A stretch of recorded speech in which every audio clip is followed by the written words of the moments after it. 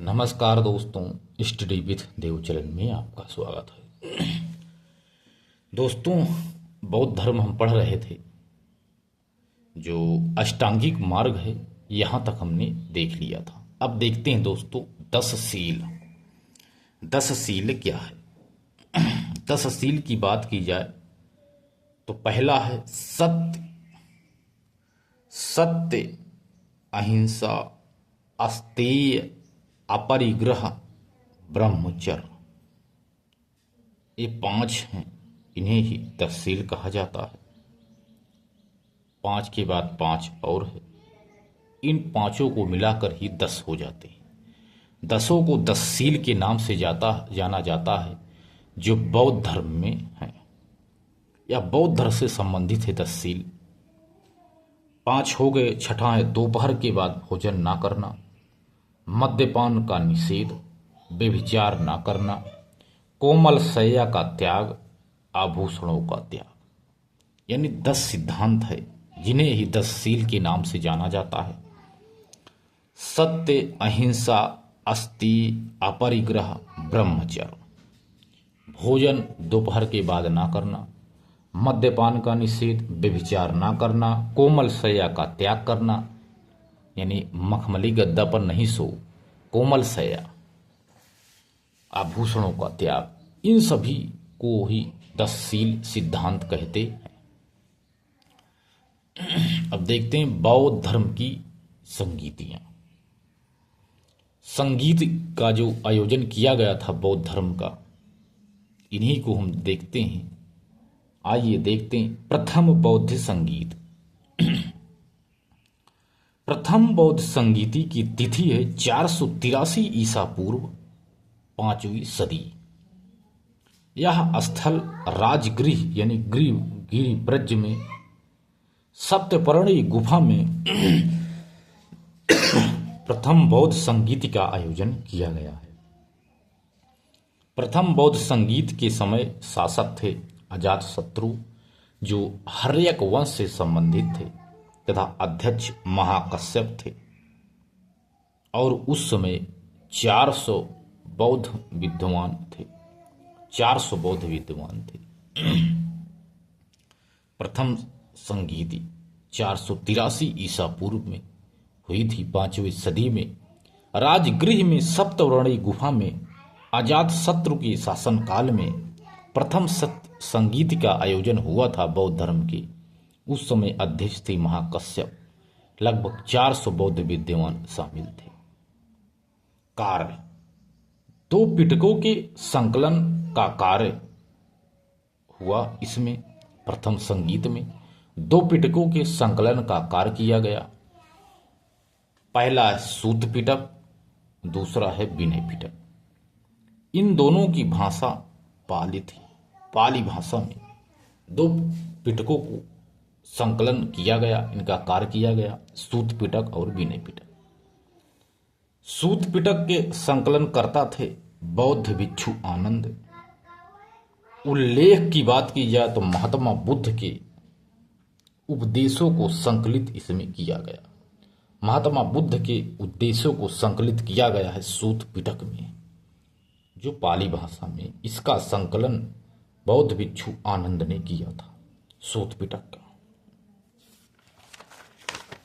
जो विनय पिटक है, विनय पिटक के संकलन करता है उपाली। विनय पिटक के संकलन करता उपाली हैं। उल्लेख इन्होंने संघ के नियमों का उल्लेख इसमें किया। इसमें संघ के नियमों का उल्लेख किया गया है विनय पिटक में। भगवान बुद्ध ने जो भी उपदेश दिया था वह सूत पिटक में दिया था। सूत पिटक में इनका उल्लेख किया गया है। विनय पिटक में संघ के नियमों का उल्लेख किया गया है। द्वितीय बौद्ध संगीति का आयोजन देखते हैं दोस्तों। 483 में हुई थी प्रथम, और दूसरी हुई थी द्वितीय संगीति 383 ईसा पूर्व में हुई थी। और वैशाली में, यह बालूकाराम बिहार में वैशाली में द्वितीय बौद्ध संगीत का आयोजन किया गया था। कालाशोक के शासनकाल में, जो शिशुनाग वंश से संबंधित हैं। इन्हें काकवर्ण भी कहते हैं। कालाशोक के शासनकाल में तृतीय बौद्ध संगीति का आयोजन किया गया था। इसके अध्यक्ष थे सुबुकामी या सत्यकामी। इसमें कार्य किया गया कि बौद्ध धर्म का प्रथम विभाजन इसमें किया गया। बौद्ध धर्म का प्रथम विभाजन किया गया। अस्थविर या थेरावादी। दूसरा महासंघिक, यानी दो कार्य किए गए इसमें भी विभाजन का कार्य किया। बौद्ध धर्म का प्रथम विभाजन द्वितीय बौद्ध संगीत में ही हुआ था, अस्थविर और महासंघिक के रूप में। तृतीय बौद्ध संगीति। तृतीय बौद्ध संगीति की तिथि है 251 ईसा पूर्व। 251 ईसा पूर्व में तृतीय बौद्ध संगीति का आयोजन किया गया था पाटलिपुत्र में। पहला वैशाली, पहला ग्रीवज, दूसरा वैशाली, तीसरा पाटलिपुत्र में। पाटलिपुत्र में 251 ईसा पूर्व में तृतीय बौद्ध संगीति का आयोजन किया गया था अशोक के शासनकाल में, जो मौर्य वंश से संबंधित है। अशोक के शासनकाल में मोगली पुत्र तिस्स अध्यक्ष थे तीसरी बौद्ध संगीति के। मोगली पुत्र तिस्स। इसमें भी कार्य किया गया कि अभिधम्म पिटक के संकलन का कार्य पाली भाषा में मोगली पुत्र तिस्स ने किया और अभिधम्म पिटक के संकलन का कार्य पाली भाषा में मोगली पुत्र तिस्स ने किया। अभिधम्म पिटक में दार्शनिक शिक्षाओं का उल्लेख किया गया है। अभिधम्म पिटक में दार्शनिक शिक्षाओं का उल्लेख किया गया। चौथी संगीति। चौथी संगीति बौद्ध संगीत का आयोजन 102 ईस्वी में हुआ था, जो दूसरी सदी थी। 102 ईस्वी में हुई थी।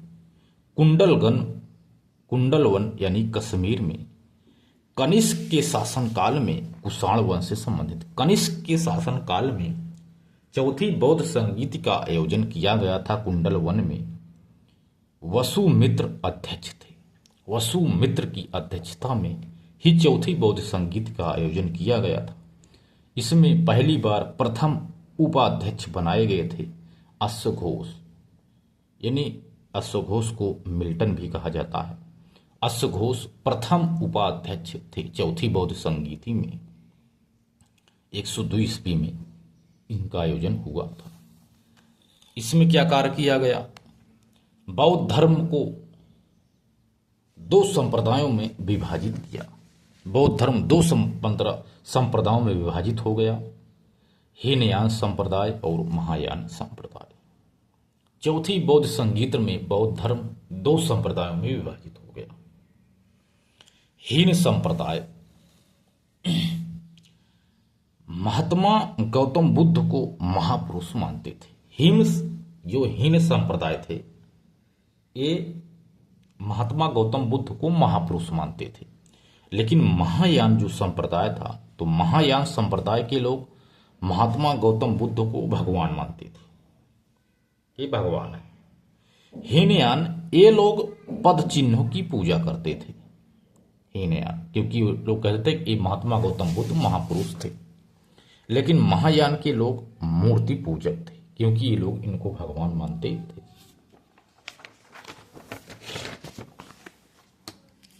हीनयान के लोग मांस का सेवन नहीं करते थे, लेकिन महायान के लोग, इन्हें मांस के सेवन से परहेज नहीं था। एक नोट है दोस्तों, चीनी यात्री ह्वेनसांग के अनुसार हर्षवर्धन ने कन्नौज में 5वीं बौद्ध संगीत का आयोजन करवाया था। चीनी यात्री ह्वेनसांग के अनुसार हर्षवर्धन ने कन्नौज में 5वीं बौद्ध संगीत का आयोजन करवाया था। जैन धर्म एवं बौद्ध धर्म में आइए समानता कुछ देखते हैं। जैन धर्म के त्रिरत्न और बौद्ध धर्म के अष्टांगिक मार्गों में समानता दिखाई देती है। जैन धर्म के पंच महाव्रत का प्रभाव बौद्ध धर्म के 10 सील में दिखाई देता है। ये दोनों में समानता है, आप इसको कंपैरिजन कर सकते हैं। जैन धर्म और बौद्ध धर्म दोनों ईश्वर में और वेदों में विश्वास नहीं करते हैं, यह भी समानता है। जबकि जैन धर्म आत्मा में विश्वास करता है, लेकिन बौद्ध धर्म आत्मा में विश्वास न कर पुनर्जन्म में विश्वास करता है। यही है दोनों में समानता, जैन धर्म एवं बौद्ध धर्म की। बौद्ध धर्म की साहित्य, बौद्ध साहित्य एक है दीपवंश एवं महावंश। यह एक ग्रंथ है जिसे बौद्ध साहित्य के नाम से जाना जाता है। यह बौद्ध धर्म के साहित्य हैं। दीपवंश एवं महावंश जो ग्रंथ हैं बौद्ध धर्म के साहित्य हैं। इन साहित्यों की रचना श्रीलंका यानी सिंघल द्वीप में हुई, इसीलिए इन्हें सिंघली अनुश्रुति कहा गया है। सिंघली अनुश्रुति इन्हें कहते हैं क्योंकि इनकी रचना श्रीलंका में हुई। श्रीलंका में दीपवंश को रामायण एवं महावंश को महाभारत कहा जाता है। श्रीलंका में दीपवंश को रामायण, महावंश को महाभारत कहा जाता है। दीपवंश एवं महावंश के अनुसार अशोक ने पाटलिपुत्र में तीसरी बौद्ध संगीत का आयोजन करवाया था और अपनी सौतेली माताओं से उत्पन्न 99 भाइयों को मारकर 269 ईस्वी में ईसा पूर्व में अपना राज्याभिषेक करवाया था।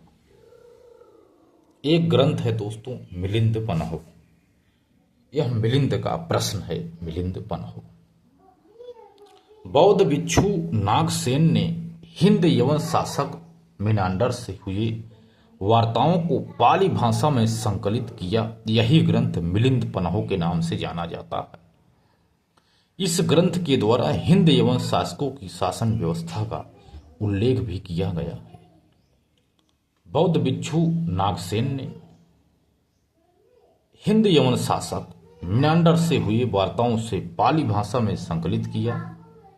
यही ग्रंथ मिलिंद पन्ह के नाम से जाना जाता है। इस ग्रंथ के द्वारा हिंद यवन शासकों की शासन व्यवस्था का उल्लेख भी किया गया है। बुद्ध चरित, सारिपुत्र प्रकरण, सौंदर्यानंद, इन तीनों की भाषा है संस्कृति तथा रचनाकार हैं अश्वघोष। अश्वघोष ने बुद्ध चरित्र, सारिपुत्र प्रकरण, सौंदर्यानंद तीनों की इन्होंने रचना किया। बुद्ध तच्चरित में महात्मा गौतम बुद्ध ने बुद्ध चरित्र में महात्मा गौतम बुद्ध को अपनी माता के गर्भ में आने से लेकर मृत्यु तक की संपूर्ण घटनाओं का उल्लेख किया गया है। बुद्ध चरित्र में सारिपुत्र प्रकरण में इस ग्रंथ में राजगृह का सारिपुत्र नामक ब्राह्मण महात्मा गौतम बुद्ध से वाक युद्ध और सत्यार्थ में पराजित होने के बाद बौद्ध धर्म अंगीकार कर लिया। इन्हीं बिंदुओं का उल्लेख इस ग्रंथ में किया गया है। राजगृह का सारिपुत्र था, वो ब्राह्मण था जो गौतम बुद्ध से वाक युद्ध किया था, यानी बोलने का, वाक मानी बोलने, और सत्रार्थ आदमी शस्त्र में, आदमी बोलने में और शस्त्र में, शास्त्र में पराजित हो गया था। सौंदर्यानंद, सौंदर्यानंद नामक ग्रंथ में महात्मा गौतम बुद्ध का चचेरा भाई नंद और उसकी पत्नी सुंदरी द्वारा बौद्ध धर्म को स्वीकार किए जाने का उल्लेख किया गया है। सौंदर्यानंद, चचेरा भाई था नंद और उसकी पत्नी सुंदरी, इन्हीं का उल्लेख इसमें किया गया है। ललित विस्तार, ललित विस्तार का मतलब आइए देखते हैं। ललित विस्तार का शीर्षक है एडविन अर्नाल्ड। इन्होंने द लाइट ऑफ एशिया लिखा है। एडविन अर्नाल्ड ने कहा द लाइट ऑफ एशिया, इनका शीर्षक इन्होंने किया था। यह एक ललित विस्तार महायान संप्रदाय का ग्रंथ है। ललित विस्तार महायान संप्रदाय का ग्रंथ है। यह महायानियों का ग्रंथ है। इस ग्रंथ में महात्मा गौतम बुद्ध से जुड़ी हुई बातों का उल्लेख किया गया है। एडविन अर्नॉल्ड ने ललित विस्तार का अंग्रेजी भाषा में अनुवाद किया है। द लाइट ऑफ एशिया आदि नामक शीर्षक से इसका अनुवाद किया। इसलिए महात्मा गौतम बुद्ध को एशिया का ज्योतिपुंज कहा जाता है। महात्मा गौतम बुद्ध को एशिया का ज्योतिपुंज भी कहा जाता है। वाम साथ पाक सिनी, यह क्या है? वाम साथ पाक सिनी नामक ग्रंथ बौद्ध धर्म का अंतिम ग्रंथ है, जिसकी रचना भारत में हुई थी। वाम साथ पाक सिनी बौद्ध धर्म का अंतिम ग्रंथ है, इसकी रचना भारत में हुई थी। तो ये था दोस्तों बौद्ध धर्म। तो जैन धर्म देख ली, तो जैन साहित्य पे चर्चा करेंगे अगली वीडियो में दोस्तों, ठीक है। तो मिलते हैं और बेहतरीन क्लास में, तब तक के लिए धन्यवाद।